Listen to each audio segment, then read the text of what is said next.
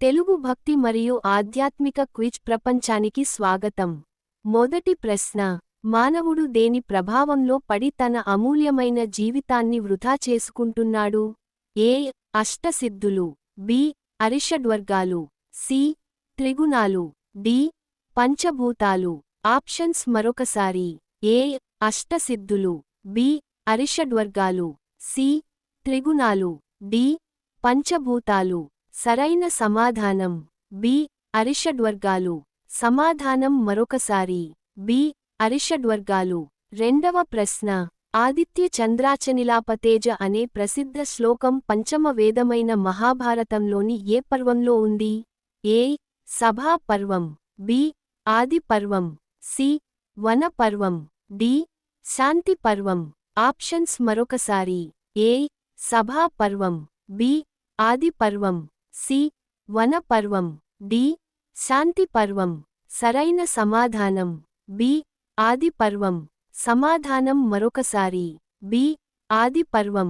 మూడవ ప్రశ్న: మహాభారత శ్లోకం ప్రకారం నరుడు నిత్యం ఆచరించే పనులను అనుక్షణం పరిశీలించే శక్తులు ఎన్ని? ఏ. 5 శక్తులు. బి. 13 శక్తులు. సి. 9 శక్తులు. డి. 7 శక్తులు. ఆప్షన్స్ మరొకసారి. ఏ.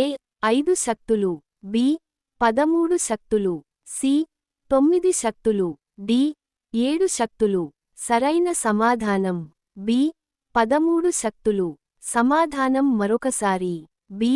13 శక్తులు. నాలుగవ ప్రశ్న: మానవుని పాంచభౌతిక దేహంలో ప్రవేశించే ప్రాణానికి అసలైన మూలం ఏది?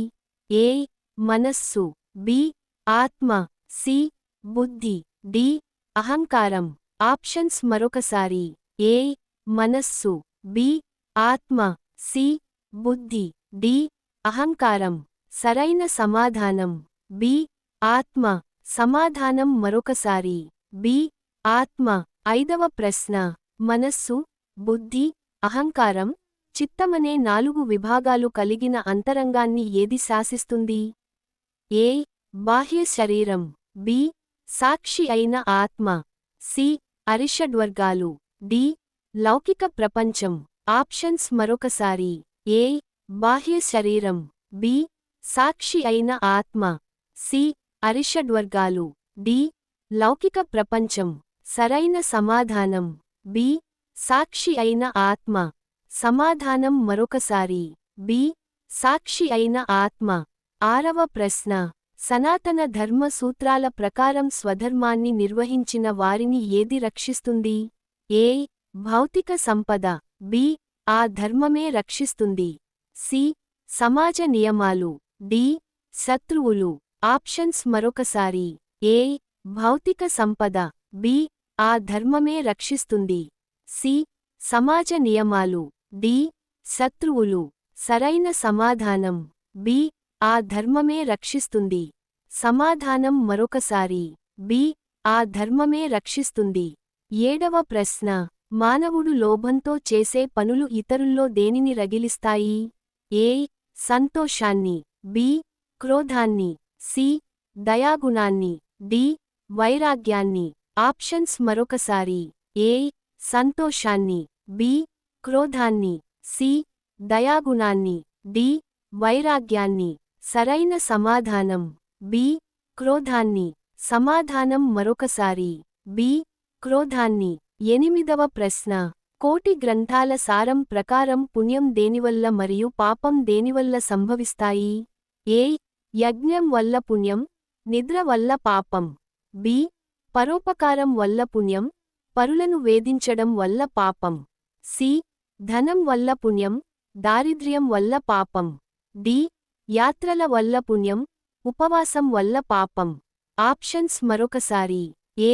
యజ్ఞం వల్ల పుణ్యం, నిద్ర వల్ల పాపం. బి. పరోపకారం వల్ల పుణ్యం, పరులను వేధించడం వల్ల పాపం. సి. ధనం వల్ల పుణ్యం, దారిద్ర్యం వల్ల పాపం. డి.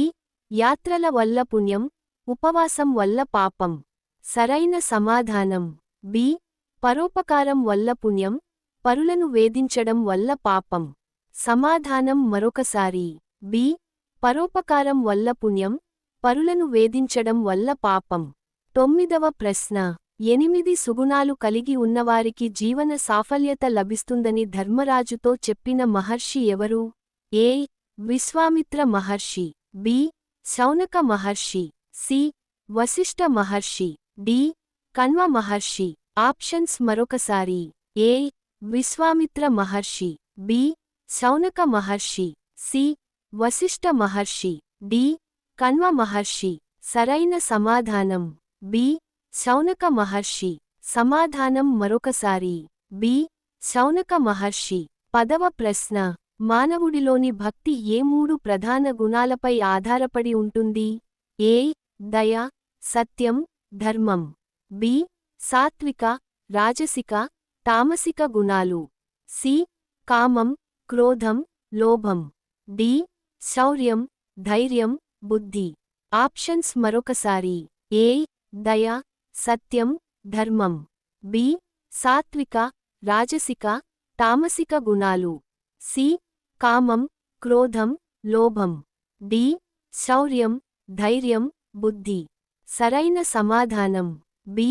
సాత్విక, రాజసిక, తామసిక గుణాలు.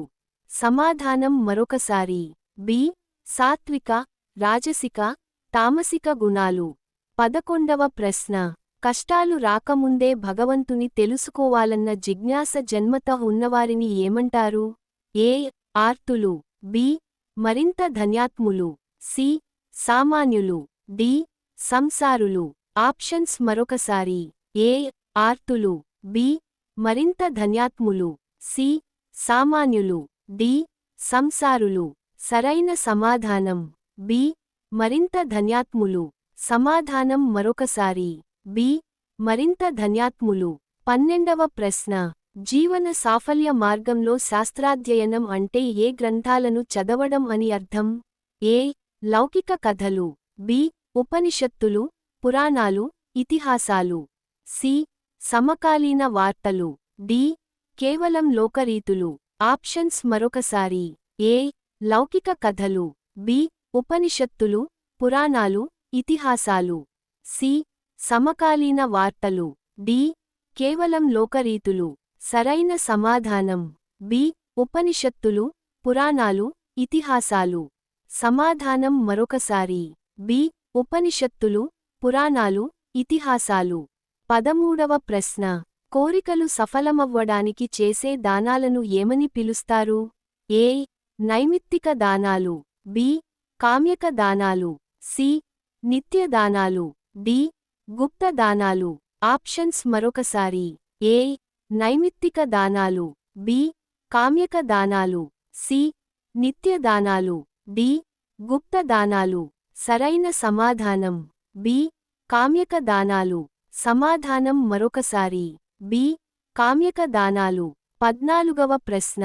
భగవద్గీతలో శ్రీకృష్ణ పరమాత్మ వివరించిన 3 రకాల తపస్సు విధానాలు ఏవి? ఏ. ఉదయ, మధ్యాహ్న, రాత్రి తపస్సులు. బి. శారీరక, వాచక, మానసిక తపస్సులు. సి. అన్న, జల, వాయు తపస్సులు. డి. సత్య, ధర్మ, న్యాయ తపస్సులు. ఆప్షన్స్ మరొకసారి. ఏ. ఉదయ, మధ్యాహ్న, రాత్రి తపస్సులు. బి. శారీరక, వాచక, మానసిక తపస్సులు. సి. అన్న, జల, వాయు తపస్సులు. డి. సత్య, ధర్మ, న్యాయ తపస్సులు. సరైన సమాధానం బి. శారీరక, వాచక, మానసిక తపస్సులు. సమాధానం మరొకసారి. బి. శారీరక, వాచక, మానసిక తపస్సులు. 15వ ప్రశ్న. శారీరక తపస్సులో భాగంగా మనలోని అహంకారం తొలగడానికి ఎవరిని పూజించాలి? ఏ. కేవలం పాలకులను. బి. తల్లిదండ్రులను, గురువులను, పండితులను, పెద్దలను. సి. ధనవంతులను. డి. శత్రువులను. ఆప్షన్స్ మరొకసారి. ఏ. కేవలం పాలకులను. బి. తల్లిదండ్రులను, గురువులను, పండితులను, పెద్దలను. సి. ధనవంతులను. డి. శత్రువులను. సరైన సమాధానం బి. తల్లిదండ్రులను, గురువులను, పండితులను, పెద్దలను. సమాధానం మరొకసారి. బి. తల్లిదండ్రులను, గురువులను, పండితులను, పెద్దలను. 16వ ప్రశ్న. ఎదుటివారి మనస్సుకు నొప్పి కలిగించకుండా సత్యాన్ని ప్రియంగా, హితంగా మాట్లాడటాన్ని ఏ తపస్సు అంటారు? ఏ.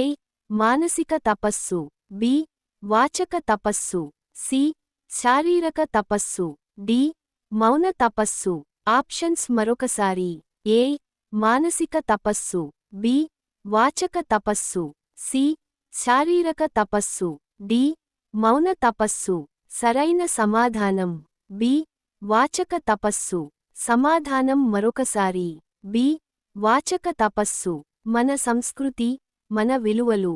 మీరు భక్తి మరియు ఆధ్యాత్మిక క్విజ్లో పాల్గొన్నందుకు ధన్యవాదాలు.